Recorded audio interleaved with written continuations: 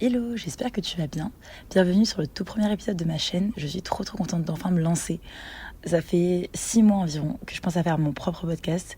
Et il faut savoir que ça fait environ 1 an que j'écoute des podcasts quasiment toutes les semaines. Sur plein de thématiques différentes, mais toutes plus ou moins liées au développement personnel, quoi. Et je me suis dit, pourquoi pas lancer le mien, tout simplement. Enfin, le développement personnel, c'est vraiment quelque chose qui me passionne.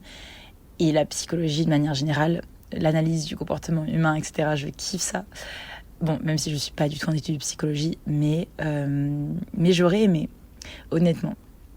Mais non, je fais du droit et du commerce, voilà, rien à voir. Mais je me suis dit, pourquoi pas finalement, peut-être lancer ma chaîne aussi, parce qu'en fait, ça me passionne tellement que j'en parle tout le temps aux gens, à ma famille, à mes amis, à mon entourage. Et je me suis dit, pourquoi pas le partager sur des plateformes spécialisées pour en parler.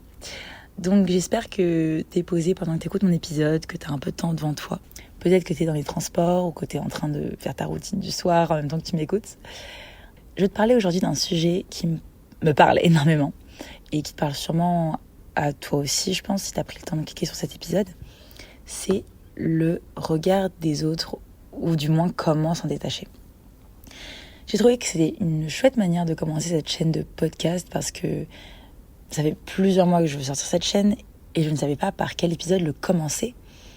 Et avec du recul, je pense mettre inconsciemment mis des bâtons dans les roues en fait pour commencer à m'enregistrer. Enfin, je vais trouver peut-être des excuses par peur d'être jugée en fait, de sortir un podcast, par peur de ne pas réussir à faire quelque chose d'aussi bien que ce que mes amis attendent de moi, ou peut-être pas assez bien par rapport au fait que d'autres personnes font exactement la même chose que moi, et un peu ce syndrome de l'imposteur de pourquoi est-ce que moi ça fonctionnerait alors que je fais rien de plus incroyable que quelqu'un d'autre.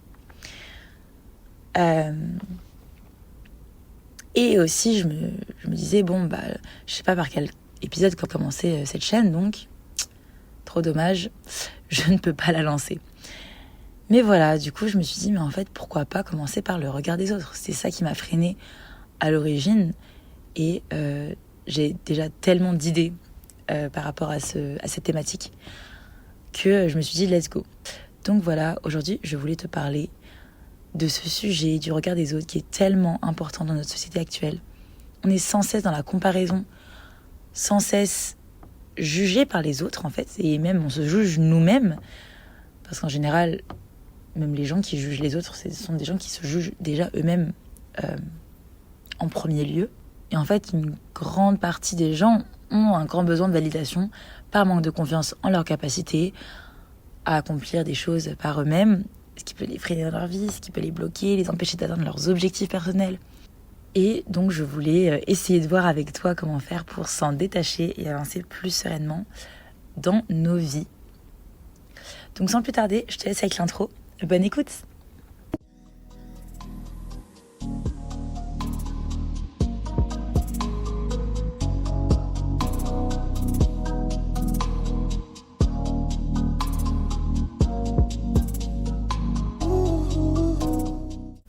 Déjà, je voulais poser les bases avec toi, histoire qu'on déculpabilise ensemble d'entrée d'épisode. La dépendance au regard des autres est naturelle. Quand on est petit, c'est à travers les autres qu'on se construit. En fait, quand on se demande qui on est, on va se construire en opposition à l'autre. On n'est pas l'autre, donc on est soi. Et dans ce processus, on va non seulement se distinguer soi-même par cette différence à l'autre, mais aussi dans notre construction de notre regard sur nous-mêmes et sur notre estime de nous-mêmes. Donc ce que pensent les autres va tellement conditionner ce qu'on va penser de nous, parce qu'en fait quand on est petit on se connaît pas et on va constamment se chercher, même en grandissant, on continue à se chercher, ce qui fait que la peur du regard des autres, la peur du jugement est une chose qui prend beaucoup de temps à s'atténuer en fait. Parce qu'en effet, tu le vois bien quand t'es petit, les parents qui poussent les enfants à être les meilleurs d'eux-mêmes, qui leur font comprendre qu'en fait ils ne peuvent être qu'aimés que si ils font comme on attend d'eux. Donc, je sais pas si tu as lu les accords Toltec, mais l'auteur disait dans son livre que on nous explique quand on est petit ce qui est bien et ce qui est mal, et on nous dit qu'on nous aimera seulement si on fait ce qui est bien pour les autres. Donc, par exemple, un parent qui te dit tu arrêtes de faire ça ou tu fais mieux ça, Sinon, je suis pas content. Sinon, je suis déçu de toi. Sinon, je suis fâché. Tout ça, c'est une sorte de manipulation qui n'est pas calculée et qui n'est pas volontaire. Mais nous, au niveau de la manière dont on perçoit le regard des autres, on va dire, ok, en fait, ma valeur réside dans le fait que je fasse plaisir aux autres, que je fasse comme on attend de moi. Et quand tu conditionnes ta valeur à ce que pensent les autres, forcément, ce que pensent les autres, ça va t'impacter parce qu'en fait, ça vient toucher directement la manière dont tu te considères. Et le moment où tu arrives à arrêter, en fait, de faire ce que les autres attendent de toi, quand c'est pas ce que toi tu veux en premier pour ton bien-être, que ce soit ton bien-être physique, ton bien-être mental, quand tu fais passer ton bien-être physique et mental avant les attentes et les potentielles déceptions de tes proches, ou même de gens inconnus, mais juste de gens peut-être que tu estimes, peut-être dont tu as peur des réactions, c'est à partir de ce moment-là que tu sais que tu as déjà pris une certaine confiance en toi, tu t'es déjà détaché d'une certaine manière du regard des autres, et qu'en fait, tu n'as plus peur de perdre l'amour des gens ou la considération des gens quand tu arrêtes de faire ce qu'ils attendent de toi. Et j'ai compris avec le temps que les personnes qui nous jugent, qui donnent un avis, une opinion sur nos actes, sur la manière dont on est censé se comporter, ce qu'on est censé faire, ne pas faire, ces personnes sont en réalité elles-mêmes limitées par leurs propres croyances, leurs propres insécurités, qu'elles vont projeter sur toi en fait. Parce qu'il n'y a rien de fondamentalement bien ou mal, à mon sens. Il n'y a rien de fondamentalement bien ou mal, à part forcément peut-être tuer quelqu'un, détruire quelqu'un psychologiquement. Bon, ça je ne dis pas. Mais encore, ça reste des valeurs. Et les valeurs restent en fait subjectives. Ce qui fait qu'une personne qui va avoir une opinion sur toi, en fait son opinion, déjà il est conditionné par la propre histoire de la personne, ce qu'elle a vécu, ses traumatismes, son enfance, la manière dont elle a été élevée, mais aussi les gens avec qui elle a été en contact. Et c'est pour ça d'ailleurs que d'une action que tu vas faire, il y aura toujours des gens pour te dire que c'est super et des gens qui te diront que c'est nul. Il y aura toujours les deux côtés. Et en fait, c'est naturel de chercher des réponses à quitter en écoutant les avis des uns des autres. Ça peut devenir super compliqué de se détacher de ce regard. Et voilà, ce regard, il peut hanter, il peut remettre en question. Et en fait, il donne un poids énorme à la valeur que tu donnes à toi-même. En fait, tu laisses les gens, tu laisses le regard des autres te donner ta propre valeur sur toi.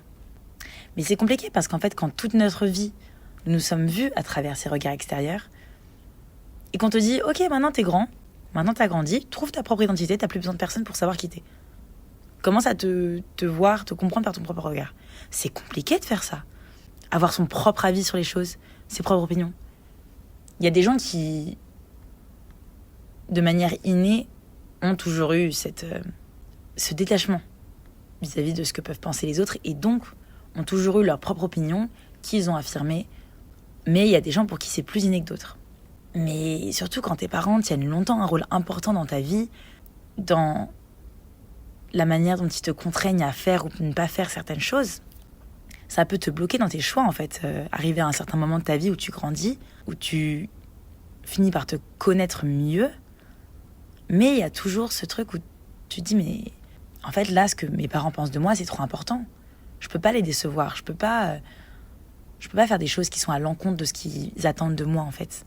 Et en fait, se détacher du regard de l'autre, honnêtement, je te le dis, c'est un travail de toute une vie. C'est un travail personnel de réflexion, d'introspection. Parce que pour se détacher du regard des autres, il faut se connaître. Quand tu ne sais pas identifier tes qualités, tes défauts, tes forces, tes faiblesses, tu ne sais pas qui a raison ou qui a tort dans la manière dont les gens vont te juger. Tu ne sais pas mettre le curseur. En réalité, c'est naturel d'avoir peur du regard de l'autre. La peur sous-jacente derrière ça, c'est la peur du rejet. On est des êtres sociaux, on ne peut pas vivre seul, c'est pas possible. Donc c'est dans notre ADN, on a quelque chose d'instinctif à se comporter en adéquation avec la norme du groupe. Et je dis la norme du groupe en parlant de la société, mais ça peut être même le groupe à plus petite échelle, ça peut être la famille, ça peut être les amis. C'est une question d'instinct de survie, de faire les choses comme on attend qu'on les fasse. Ce qui est paradoxal, parce que plus tu te détaches de ce que les gens pensent de toi et que tu traces ta route sans cale à personne, plus tu vas attirer les bonnes personnes à toi. Enfin, plus tu vas attirer du monde de manière générale à toi. Mais toi, tu sauras trier les bonnes personnes et les personnes qui te correspondent viendront à toi. Parce qu'en fait, l'authenticité, ça a vraiment l'effet d'un aimant. Les gens le sentent. Genre, tu sens quand une personne est détachée du regard des autres. Tu sens quand elle est attachée. Mais tu sens aussi quand elle est détachée. Et quand elle est détachée du regard des autres, c'est tellement attirant. Il y a une sorte d'admiration, en fait, qu'on peut avoir chez les gens qui ne calent pas, en fait, ce qu'on attend d'eux. Tu veux que je fasse ça ? Très bien, je le ferai pas, j'en ai pas envie. Il faut savoir que les gens aussi, ils s'en foutent un peu de notre vie.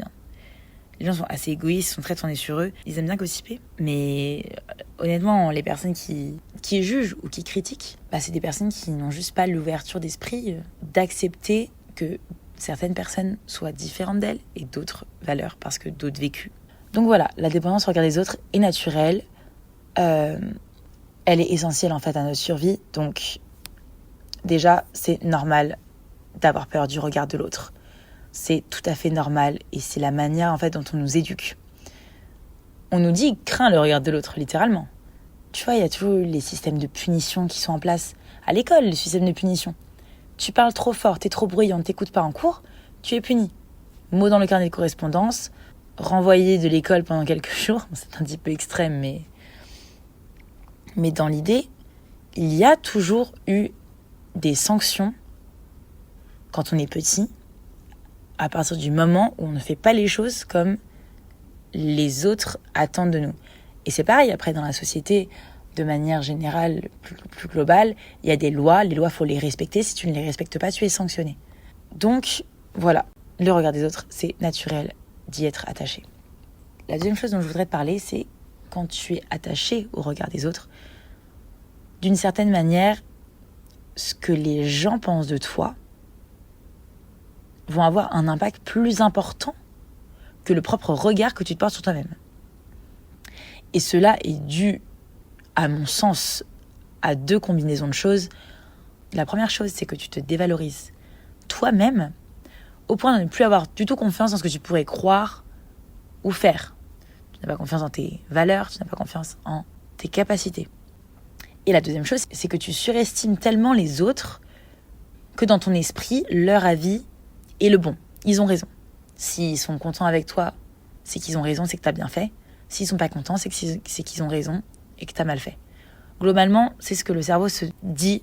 C'est la manière dont il est conditionné quand il craint l'image qu'il va renvoyer, en fait. Enfin, quand tu crains l'image que tu vas renvoyer de toi, c'est que tu surestimes d'une certaine manière ou tu mets sur un piédestal l'avis que les autres vont te porter.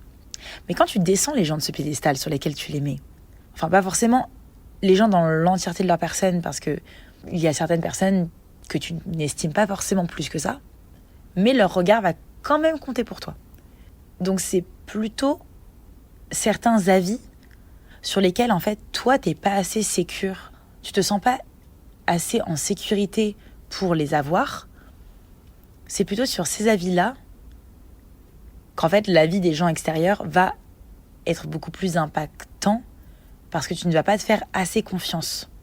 Donc en fait la clé ici c'est juste arriver à prendre confiance en soi pour prendre confiance en nos propres avis, nos propres opinions, nos propres croyances et se dire ok, ce n'est peut-être pas les croyances de tout le monde, mais c'est les miennes et elles ont voix au chapitre aussi. Tu vois ce que je veux dire ? Il n'y a pas de raison qu'une personne A, que son avis soit meilleur ou moins bon qu'une personne B.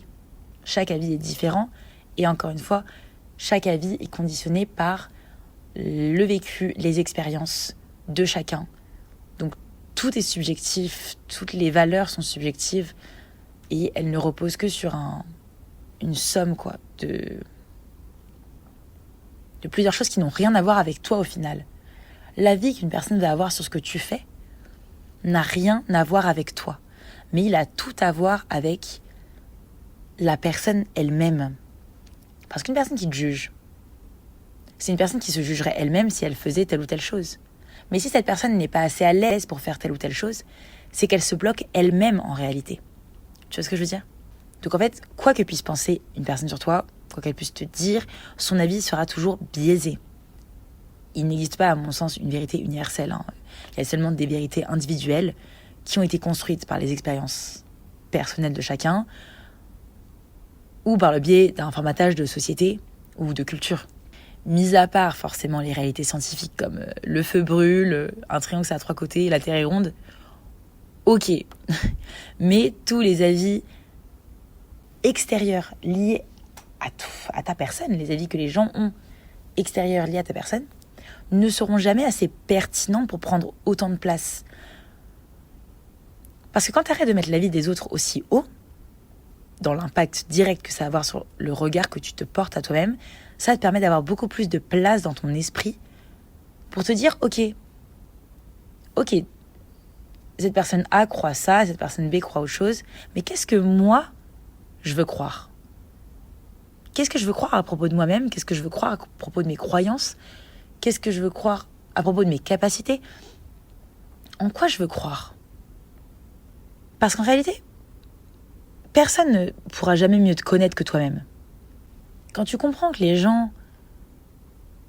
l'opinion des gens est conditionnée en fait par tellement d'autres facteurs, par leur peur, leur propre histoire, leur propre goût personnel, quand tu comprends ça, tu arrives à voir les choses sous cet angle en fait, de ok, là tu me juges, là ce que je fais ça te convient pas, parce qu'on n'a juste pas les mêmes valeurs. Et c'est là où tu commences vraiment à faire des choses qui te font kiffer en fait. Parce que quoi que puissent penser les autres, si toi ça te fait te sentir bien, et si tu es satisfait de l'émotion que tu es capable de te procurer, que te génère en fait ce que tu fais pour toi-même, alors tu seras plus jamais dans l'attente qu'une personne extérieure te donne son avis. Quand tu apprends à travailler, à te faire confiance et à avoir confiance en tes choix, quasiment rien que puissent te dire les autres. Après, je dis pas qu'il faut pas prendre les conseils. Bien évidemment, c'est important quand tu as un choix à faire d'écouter les avis des uns et des autres parce que justement, écouter les différents points de vue que tu n'as pas forcément, ça peut t'aider à avancer, à trouver des solutions à tes problèmes.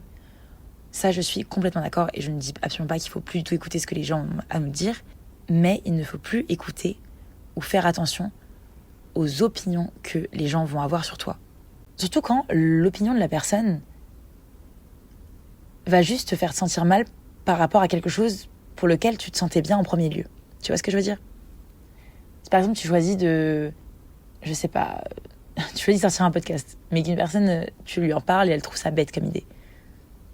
Mais tant mieux qu'elle trouve ça bête, mais est-ce que c'est pour ça que je vais arrêter ? Non, si ça me fait plaisir, je kiffe. Donc je continue en fait. Je le ferai jusqu'au bout.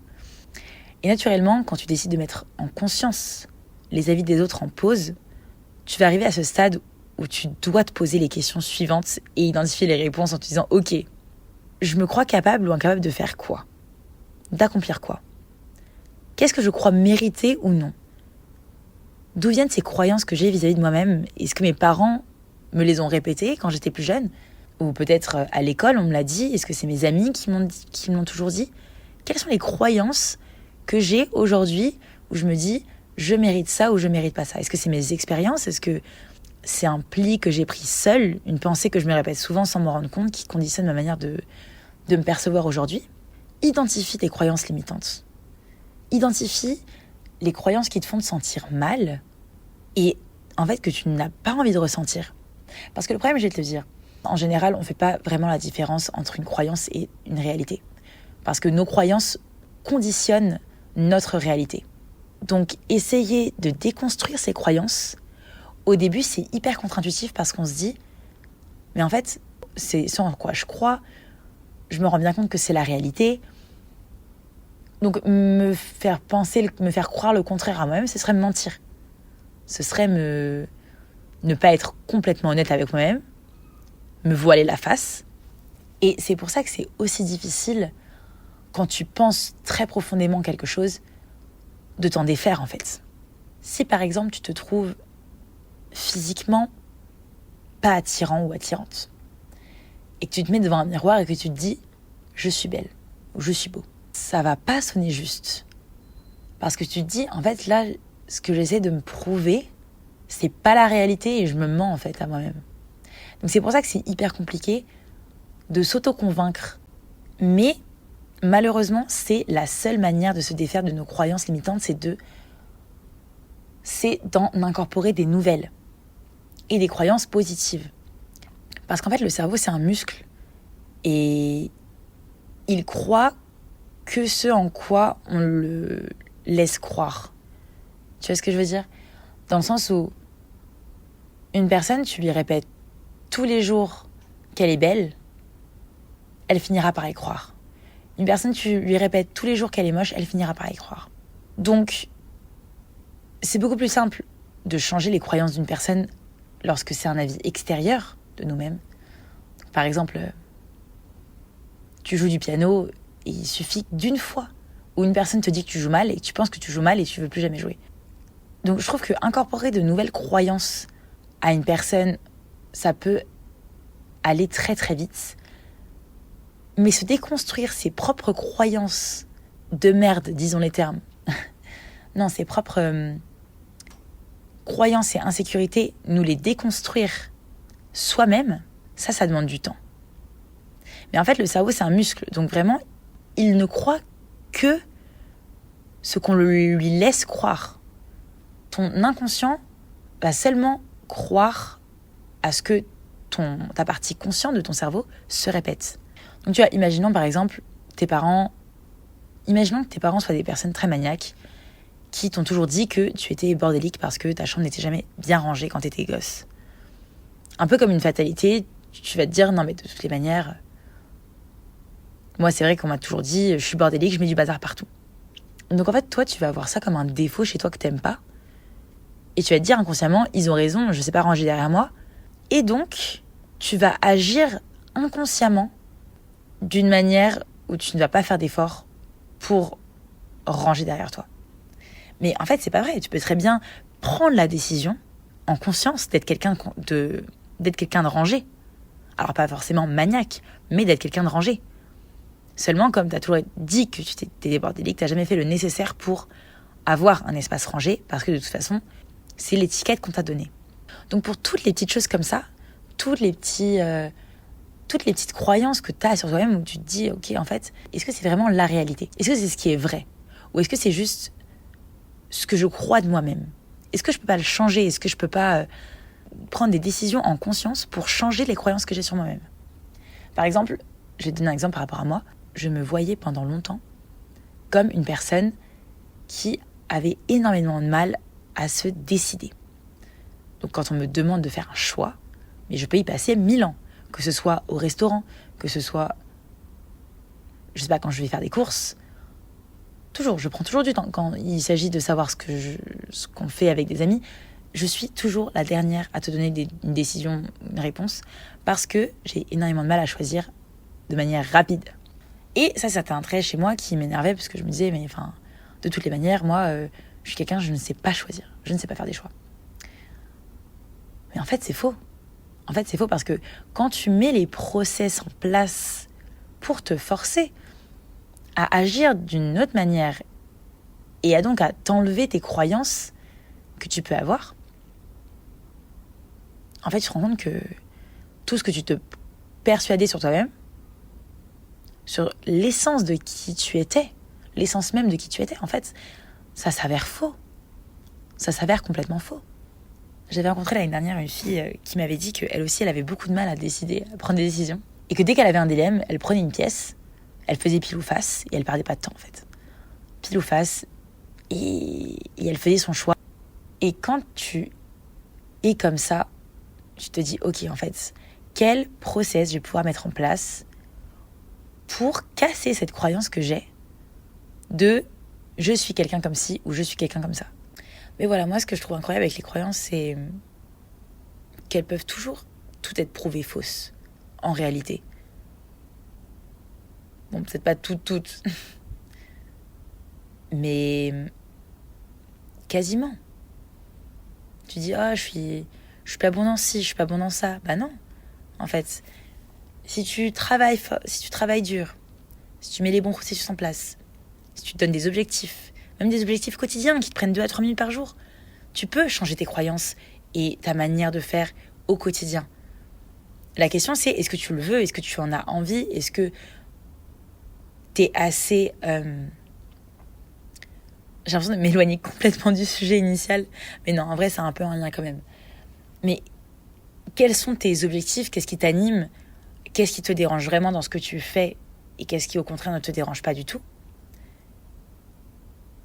Et dans ce cas-là, s'il y a des choses que tu fais qui ne te dérangent pas tant que ça veut dire que d'une certaine manière, tu t'acceptes comme t'es. Et donc, ce que les autres vont avoir à dire là-dessus, c'est pas très important au final. Parce que si tu t'acceptais vraiment pas comme tu étais par rapport à quelque chose que tu fais mal, tu pourrais redoubler d'efforts pour le faire mieux. Tu pourrais mettre en place des choses quotidiennes pour le faire mieux. Ou en tout cas, si tu n'y avais jamais pensé, je t'invite à le faire maintenant. À penser, oui, voilà, à des petites actions qui prennent vraiment 3 minutes à tout casser, quoi, dans ta journée. Mais qui peuvent... Mais le but ici, c'est vraiment d'essayer de te prouver à toi-même que tu es capable de faire plein de choses, en fait. Que tu te penses incapable de faire, mais parce que, comme tu te penses incapable de les faire, tu ne les fais pas. Tu retardes. Ou juste t'as essayé peut-être une fois de faire quelque chose et ça a raté. Donc tu pars du principe que comme ça a raté une fois, ça ratera toutes les fois. Alors que non, en fait, pas du tout. Pas du tout. Il y a plein de choses que tu peux faire et je pense que les gens aussi, on ne se rend pas assez compte de la capacité qu'on a chacun en nous de se changer, de se réinventer, d'apprendre. On ne nous l'apprend pas en fait, de changer, de réinventer. On nous dit travaille, viens à l'école pour avoir un bon métier, pour avoir un bon salaire, point. On ne nous dit pas du tout comment progresser en fait. On ne nous apprend pas à progresser. Mais le progrès, ça existe, c'est possible. Et quel rapport avec le regard des autres? Parce que là, j'ai l'impression de m'être très éloignée, mais en vrai, le rapport est quand même là. C'est que plus tu apprends à te connaître, plus tu apprends quelles sont tes croyances, quelles sont les croyances que tu veux, celles que tu veux pas, plus le regard des autres ne va pas importer du tout. Il ne va pas importer pourquoi? Parce qu'en réalité, il y a toujours moyen d'adopter des manières d'agir ou de penser pour que les croyances que tu as vis-à-vis de toi-même soient remplacées par les croyances inverses, des croyances positives. Et ça te définira ta valeur en fait. En fait, le fait de remplacer tes croyances actuelles par de nouvelles croyances qui te parlent plus en fait, qui sont plus alignées avec qui tu es et avec ce qui t'anime à l'intérieur de toi, tu vas te définir seule ta valeur. Et grâce à ça, tu vas enfin ne plus avoir besoin d'attendre le feu vert des autres pour faire les choses. Tu vas plus conditionner cette estime de toi à ce que les autres peuvent penser. Il y aura toujours des gens pour te dire que tu es quelqu'un d'incroyable et d'autres pour te faire comprendre que tu vaux rien. Donc, il ne faut pas laisser ces gens-là et leur regard biaiser la valeur que tu as de toi-même. C'est normal et c'est naturel d'être flatté lorsqu'une personne flatte ton ego. C'est normal d'avoir ce réflexe de se sentir valorisé. C'est normal d'avoir ce réflexe de se sentir mise en valeur. Mais en fait, quand tu te connais bien et que tes croyances sont solides, en fait, qu'une personne te dise que t'es incroyable, tu vas être en mode c'est gentil de me dire ça, mais je sais, genre. En fait, le truc, c'est qu'il faut être neutre à la validation des autres. Que les autres te disent que t'es quelqu'un de génial, c'est cool qu'ils pensent ça, tant mieux, c'est toujours mieux. Mais ça ne doit pas t'impacter ou te faire réaliser que t'es quelqu'un de génial. Tu dois le savoir avant que la personne te le dise. C'est ça qui est important. Et pour savoir pourquoi t'es génial, il faut se connaître. Et là, j'en reviens toujours au même point, mais il faut se connaître. Il faut savoir qui on est, il faut connaître ses forces et ses faiblesses, parce que c'est seulement par là que tu n'auras plus besoin de validation. Et ça, se détacher de cette dépendance envers les autres, ça fait de toi une personne libre. Et en fait, quand tu as déjà cette base solide de savoir qui t'es, et savoir que tu vas laisser personne définir ta valeur, personne d'autre que toi, mais en fait, déjà, inconsciemment, tu vas plus t'entourer de gens qui te rabaissent, en fait. Parce que, en général, quand on n'a pas confiance en nous, on peut rester accroché à des relations qui nous font du mal, qui sont pas bonnes pour nous, parce que ces personnes-là, on les met sur un piédestal, et dès qu'elles vont venir mal parler de nous, on va les croire et on va se dire, punaise, en fait, je suis pas assez bien pour cette personne. Et en fait, le regard de ces personnes-là qui vont te rabaisser constamment et vont te faire te sentir mal, tu vas avoir la sensation qu'elles sont légitimes. Quand tu n'as pas confiance en toi et quand tu te connais mal, tu vas te dire qu'elles sont légitimes à agir comme ça vis-à-vis de toi. Et c'est pour ça que je dis qu'en fait, quand tu te détaches de ce que les autres pensent, tu es une personne libre, déjà libre d'avoir l'espace pour te créer tes propres croyances, libre de t'entourer de gens qui ne te rabaissent pas en te renforçant tes croyances de merde sur toi-même, mais au contraire, tu vas te rendre compte des gens qui te tirent vers le haut et tu vas te rendre compte surtout que tu n'as plus besoin de gens qui te tirent vers le bas, tu n'as plus besoin de gens qui te rabaissent sous le couvert que c'est pour ton bien. Parce que forcément, il y a plusieurs degrés il y a plusieurs manières de rabaisser. Il y a juste certaines personnes qui vont donner leur avis de manière constructive, émettre une opinion, sans juger la tienne, sans juger tes valeurs. Et ça, c'est complètement OK. Encore une fois, il ne faut pas négliger tous les conseils que les autres peuvent nous donner. Mais voilà, je pense que quand le regard des autres ne t'intéresse plus, en fait, tu t'entoures que de gens qui sont positifs pour toi, que de gens qui te tirent vers le haut, que de gens qui...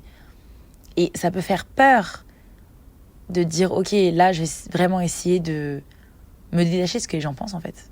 Et pourquoi ça fait peur ? Parce qu'en fait, tu te rends bien compte quand tu as un entourage qui te juge beaucoup. Tu te dis, mais en fait, si je me détache complètement de ce qu'ils pensent de moi et que je commence vraiment à vivre comme je veux l'entendre, peut-être que ces personnes-là, je vais les perdre. Peut-être qu'en fait, je vais m'en faire des ennemis. Peut-être qu'elles vont plus m'apprécier autant qu'avant. Peut-être que je ne serai plus partie du groupe. Et ça fait peur. Encore une fois, on est des êtres sociaux. On a besoin d'être rassurés, d'être dans des normes. Mais parfois, c'est juste une question qu'on n'est pas avec le bon groupe, on n'est pas à la bonne place. Et crois-moi qu'à partir du moment où tu te détaches du regard des autres, naturellement, ton entourage il va changer. Naturellement, tu vas commencer à ne laisser entrer que des gens qui te font te sentir bien, qui veulent te faire progresser, qui sont en alignement avec la personne que tu es. Et vraiment, c'est la plus belle chose que de se connaître d'une manière où tu n'attires à toi que les gens qui vont être positifs dans ta vie. Et non, j'ai envie de te dire, c'est même pas vrai que tu n'attires à toi que les gens qui vont être positifs, parce que il y aura toujours des gens négatifs qui vont essayer de rentrer dans ton cercle d'amis. Mais toi, avec la conscience que tu as de savoir qui t'es, ces gens-là qui sont malsains, tu vas les repérer beaucoup plus vite. Et tu vas beaucoup plus vite mettre une barrière, en fait, une distance émotionnelle entre toi et ces gens-là, parasites, qui vont avoir des opinions sur toi, qui n'ont pas lieu d'être, en fait.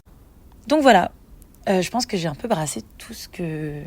Peut-être pas tout le sujet en entier, mais en tout cas, ce dont j'avais envie de parler aujourd'hui, parce que je trouve ça tellement dommage qu'autant de personnes se briment et s'empêchent de faire des choses qu'elles veulent faire, qui les font kiffer, par peur de ce qu'on peut penser d'elles.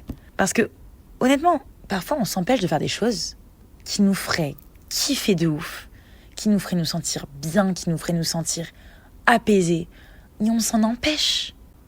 Donc voilà, tout ça pour dire que se détacher du regard des autres, ça passe essentiellement par se connaître ses propres croyances, et pas prendre pour vérité ce qu'on croit, parce qu'on peut toujours changer la manière dont on se perçoit.